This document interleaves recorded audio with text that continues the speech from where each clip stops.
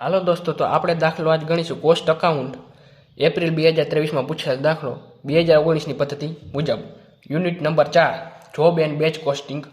સૌપ્રથમ આપણે રકમ વાંચીએ.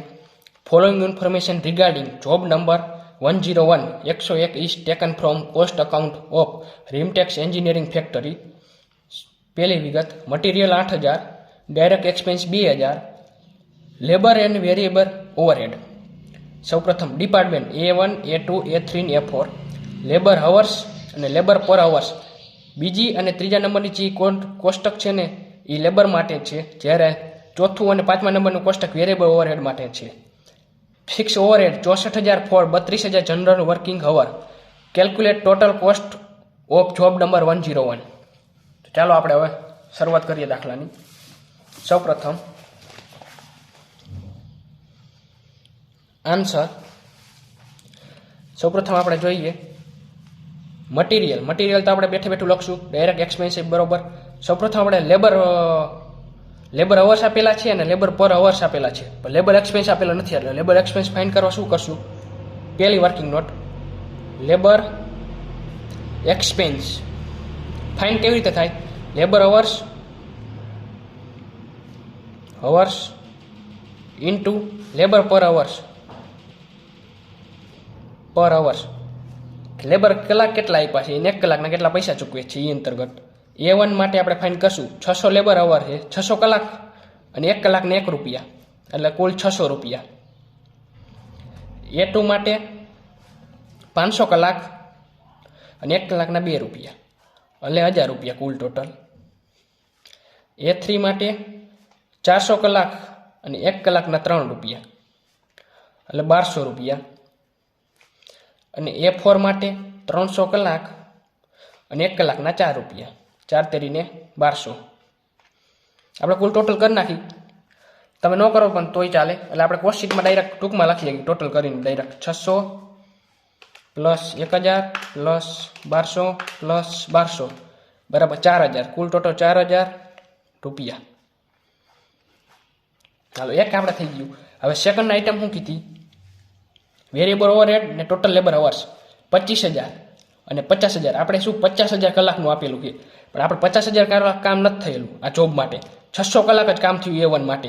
તો આપણે 600 કલાક માટે ફાઇન કરશું. 600 કલાક માટે ફાઇન કરવા સૌથી પહેલાં આપણે શું કરવું પડે કે વેરિયેબલ ઓવરહેડ એને પર કલાક કેટલા આપણે મળે એ ફાઇન કરવું પડે. તો બીજું વેરિયેબલ ઓવરહેડ પર અવર. પર અવર ફાઇન કરવા શું કરવું પડે? ટોટલ વેરિયેબલ ઓવરહેડ એને ભાંગવાના શેના વડે? ટોટલ લેબર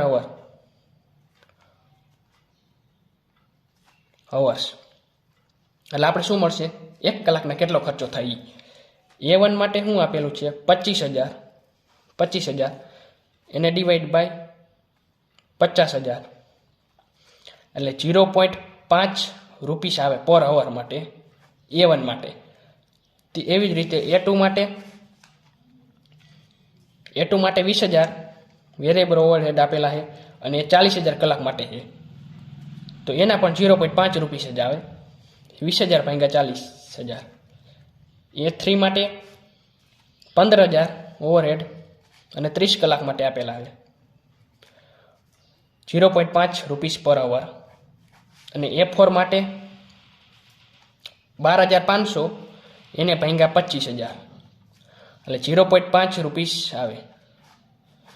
આમાં કાંઈ શું કરવાનું જ નથી. વેરિયેબલ ઓવરહેડ કુલ ટોટલ આપ્યા છે ને કુલ ટોટલ ભાંગ્યા જેટલા કલાક માટે કામ કરે છે ને એટલા ભાંગી નાખી, એટલે આપણે 1 કલાકના મળી જાય. 1 કલાકના 0.5 રૂપિયા લખે છે.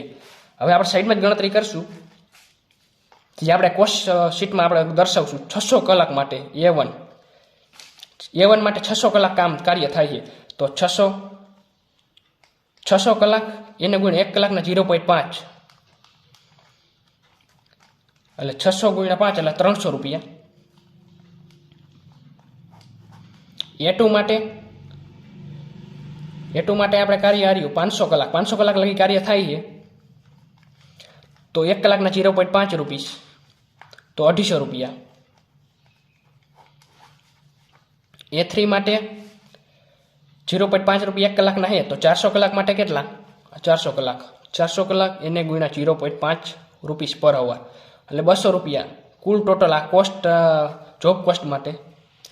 A4 માટે કેટલા? 300 કલાક છે. 1 કલાકના 0.5 એટલે કુલ 150 રૂપિયા.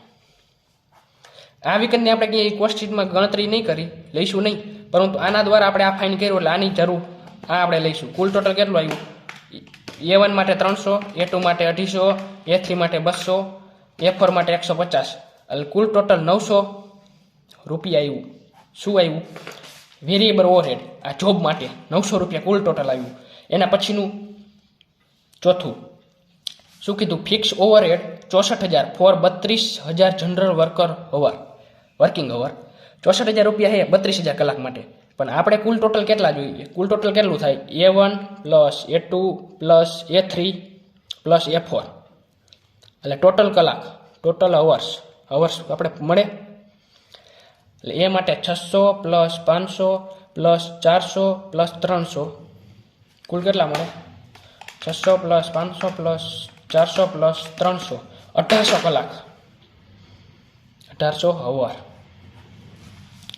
64,000 છે તો આપણે ફરીથી ફાઇન કરશું, પર અવર ફાઇન કરશું. Fix overhead per hour find કરવા શું કરવાનું? ટોટલ ફિક્સ, ટોટલ કોસ્ટ,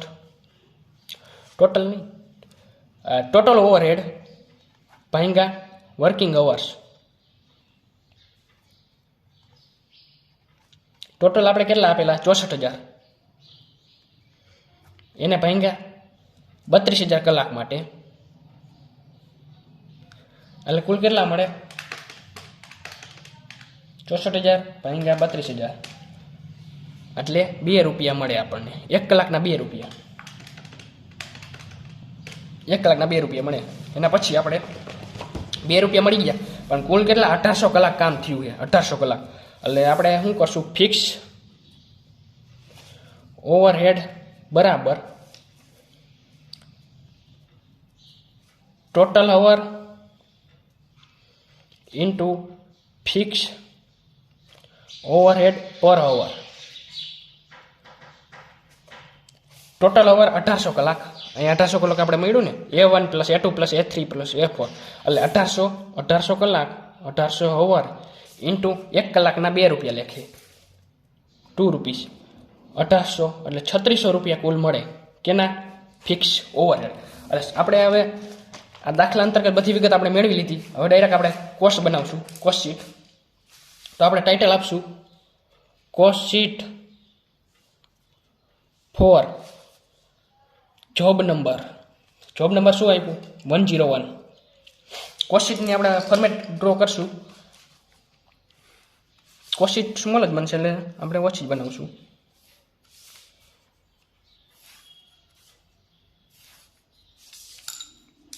સૌપ્રથમ પહેલામાં વિગત, બીજામાં અમાઉન્ટ રૂપીસ. સૌપ્રથમ મટીરિયલ આપેલ છે એમને મટીરિયલ એમને લખી નાખશું બેઠું. કેટલા આપેલા? 8,000 રૂપિયા. Direct expense 2,000. લેબર એક્સપેન્સ આમાં આપેલું નથી, પણ આપણે ફાઇન કરેલું જોવો તમે. લેબર એક્સપેન્સ આપણે ફાઇન કર્યું. કુલ ટોટલ કેટલા? આપણે આમાં લખી શકીએ. A1 માટે 600, A2 માટે 1000, A3 માટે 1200, A4 માટે 1200. પણ આપણે ડાયરેક્ટ શોર્ટમાં કરી શકીએ એટલે 4,000 ટોટલ કરી દીધો. 4,000 લખો તો હાલે. કૌંસમાં લખી નાખશું A1 plus A2 plus A3 plus A4 એટલે કુલ 4,000. જો આપણે વર્કિંગ નોટ ન બનાવી હોય તો આમાં દર્શાવવું પડે. વર્કિંગ નોટ બનાવી લે એટલે આપણે દર્શાવવું કાંઈ પડે નહીં, આપણે ડાયરેક્ટ લખી દઈએ. એટલે આ કુલ શું થયું? Prime cost. તમે લખો તો બહુ સારું, પ્રાઇમ કોસ્ટની રીતે સરવાળો કરી તો સહેલું પડે. આમ જોવાવાળાને એમ લાગે કે ના પ્રોપર લખેલું હોય. કુલ 14,000. પ્રાઇમ કોસ્ટ કેટલું મળ્યું આપણે? 14,000. એના પછી પ્રાઇમ કોસ્ટમાં પછી હું આવે ફેક્ટરી ઓવરહેડ. પણ આમાં ફેક્ટરી ઓવરહેડ એ ઓફિસ ઓવરહેડ કે સેલિંગ ઓવરહેડ એ કીધું નથી પ્રોપર. એટલે ડાયરેક્ટ આપણે લખીશું કે ફિક્સ વેરિયેબલ. સૌ પ્રથમ લખશું વેરિયેબલ ઓવરહેડ. વેરિયેબલ ઓવરહેડ કેટલું આપણે ફાઇન કર્યું સૌ પ્રથમ જોઈજો.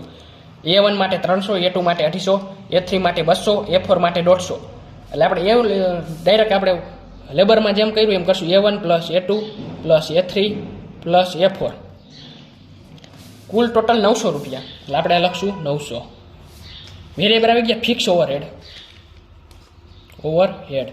ફિક્સ ઓવરહેડ આપણે ફાઇન કર્યા કેવી રીતે ફાઇન કર્યા સૌથી પ્રથમ ફિક્સ ઓવરહેડ કેટલા આપેલા હતા 64,000 ને 32 કલાક 32 કલાક માટે 64,000 રૂપિયા થયા એટલે 64,000 ભાંગ્યા 32,000 એટલે કુલ 2 રૂપિયા એક કલાકના 2 રૂપિયા એટલે A1 A2 અને A3 એટલે કુલ 1800 કલાક માટે કામ થાય તો 2 રૂપિયા લખે કેટલા તો 1800 ગુણ્યા 2 એટલે 3600 રૂપિયા એટલે આપણે લખી નાખશું 3600 રૂપિયા